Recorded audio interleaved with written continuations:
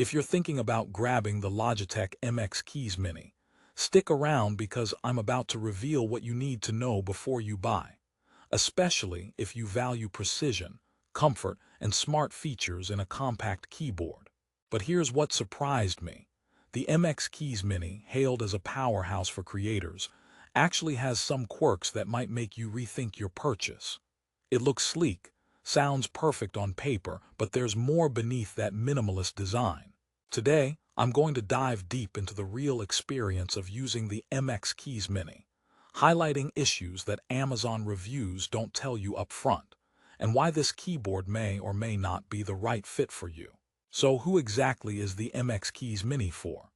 If you're a digital creator, writer, or professional constantly switching between devices, this promised compact powerhouse could seem like your dream keyboard. It boasts multi-device Bluetooth connectivity, smart backlighting, and even voice-to-text dictation keys. But brace yourself. The reality isn't all streamlined efficiency and flawless typing. I want to share the full story to help you decide if the MX Keys Mini truly earns your $89.99, or if there are better options out there dragging through the shadows. Ready for a keyboard journey with some surprises? Let's go. First off, let's talk about the typing experience. Logitech calls it perfect stroke typing with keys sculpted for your fingertips. Honestly, the keycaps are smooth, and the keys do have a nice subtle concave shape aimed at reducing finger fatigue during long typing sessions. The keyboard is quiet, with that distraction-free whisper you want in an office or late-night creative groove.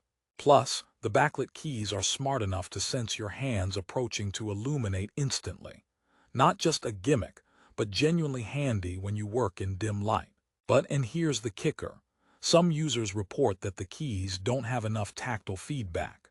For a keyboard touted for precision, that can feel like typing on fluffy clouds when you want sturdy thunder. And speaking of clouds, let me share a joke you might appreciate. Why did the computer get cold? Because it forgot to close its windows.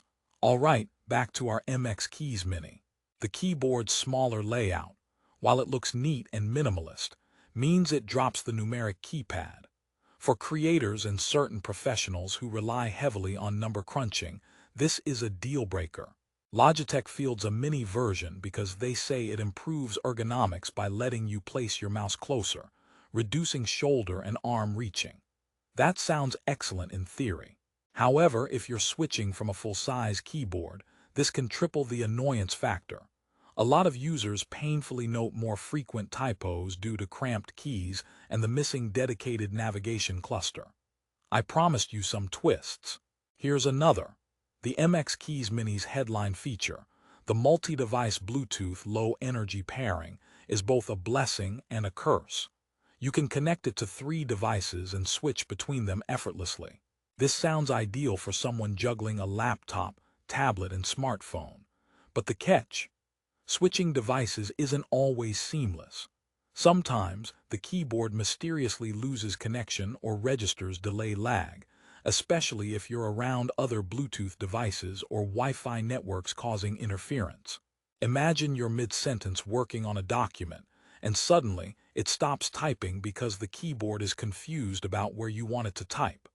Not much fun when deadlines loom. Here's another joke. Why do programmers always mix up Halloween and Christmas? Because Oct 31 equals Dec 25. Trust me, you won't want to deal with that kind of confusion on a keyboard. Now, the MX Keys Mini also shines with some unique smart keys. There's a dictation key for voice-to-text, an emoji key, and a mic mute-unmute button for smoother video calls. These are cool additions considering the work-from-home boom.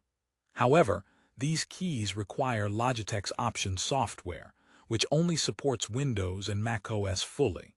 If you're rocking Linux, Chrome OS, or certain iPadOS setups, you'll get basic functionality only, no voice dictation or emoji pop-ups. That limits the keyboard's utility depending on your device ecosystem. Battery performance is another hot topic. Logitech promises up to 10 days of battery life with backlighting on and 5 months without. In the real world, That depends heavily on use patterns and lighting sensors triggered by your working environment. Without backlighting, you might experience impressive longevity, but once you turn on the smart illumination feature, be prepared for more frequent charging. No one likes hunting for cables after a few intense workdays, and while USB-C charging is modern and convenient, it's still an extra cord on your desk lineup. Sustainability-focused users will be glad to hear that the MX Keys Mini plastics include certified post-consumer recycled materials, up to 30% in graphite models.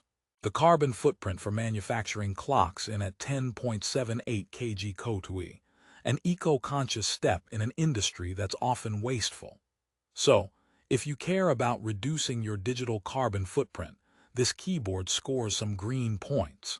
But if that's your main reason for picking it, be aware this won't offset the flaws. You might be wondering, how does it feel on non-Windows or non-macOS systems?